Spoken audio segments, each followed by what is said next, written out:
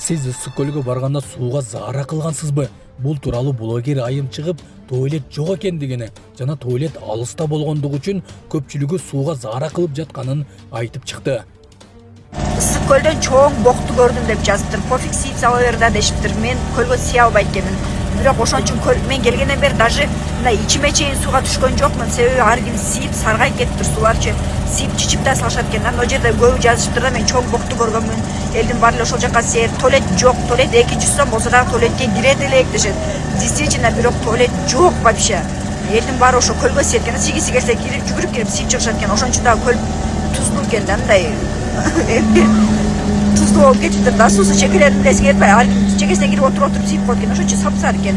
Чоң боктор агып жүрөт дейт. Билинбейт, сийип таштай бер да пофиг деп жазышыптыр. Мындай билбейм эми көлгө желание деле жок болуп калат экен. Мен келгенден бери вообще чөмүлө элекмин. Да, тамеки чеккен болбойт, билесиз да? Тамеки чеккен жокпуз бул жерде. Тамеки чеккен жоксузбу? Чеккен жок. Бул видеороликтер интернет желесине жайылып, эл арасында талкууда кызматкерлер кызмат учурунда тамекини булата чегишкен, видеого тартып жатканын көрүп, тамекини жерге басып койгонун көрүүгө болот. Аны көргөн блогер барып, тамеки чегүүгө болбойт десе, биз тамеки чеккен жокпуз деп айтты. Да, тамеки чеккен болбойт, билесиз да? Тамеки чеккен жокпуз бул жерде.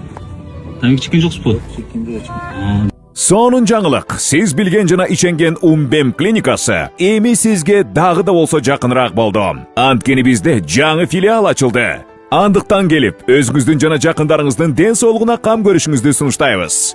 Биздин жогорку даражадагы дарыгерлер төмөндөгү адистиктер боюнча кабыл алат. Стоматология, гинекология, терапия, лор, хирургия, педиатрия, урология, УЗИ жана башка адистиктер. Лабораториялык анализдин 5000ден ашуун түрү алынат.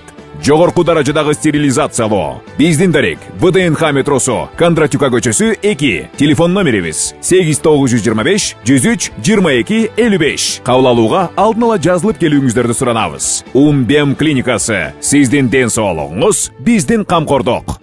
Мисалы мол жакта отурсаңар, көлдү карап отурсаңар, 10 000 сомдон кем эмес тамак жешиңиз керек. Ысык көлдөгү кафелерди иштеткендердин ит аягы алтындан болуп кеттиби? Бул кафеде ысык көлдү карап чай иче турган болсоңуз 10 000 сомдон ашык, тамак аш заказ беришиңиз керек экендигин айтышып, нааразы болушууда. Буга сиздин ой пикириңиз кандай? Албетте комментарийге жаза кетиңиз. Биз азыр көлдөгү кафелердин биринде отурабыз. Анан жакта кызыктуу жагдай. Мисалы мол жакта отурсаңар, көлдү карап отурсаңар, 10 000 сомдон кем эмес тамак жешиңиз керек экен. Бул жак капталында отурсаңар, 5 000 сомдон кем эмес тамак жеш керек экен. Ошондо суроо. Бул адам көп учурунда кымбаттап жүрген кафеде күнөөбү же аз акча тапкан бизде күнөөбү? Bukan başka çünkü ben bukan başka onun için akça tapıyor da işte çok haptursun buldağı. Assalamu alaikum, урматтуу кыргыз элим. Мен Кубанычбек кызы Кымбат. Мындан алдында сиздерден жардам сурап кайрылган элем. Уулум Мухаммад 5 жашта, азыр баса албайт. Ошо жол кырсыгынан улам ушундай абалга түшүп калган. Мындан алдын 3 жол операция болгон башында. Азыркы учурда башында аппарат менен жашап жатат. Сиздерден суранарым, ушу баламдын операциясына жардам берип кетүүңүздөрдү өтүнөм. Берген жардамыңыздарды алып атабыз. Аллах разы болсун баарыңыздардан. Көптү көрсө көл болот дейт. Ушу балам басып кетүүсүнө себепкер болуңуздар. Балам да бутуна туруп, өз алдынча мектепке барып, өз алдынча ойношун каалайм. Мен баламды көрүп жүрөгүм ооруйт. Бизге азыркы учурда $45,000 акча каражаты керектөлүүдө. Бизде андай сумма жоктугунан улам аргасыздан кайрымдуу кыргыз эли менен жардам сурап кайрылып жатам. Бизге кайрымдуулук кылам деген инсандарга өзүмдүн атымда М-банк ачылган.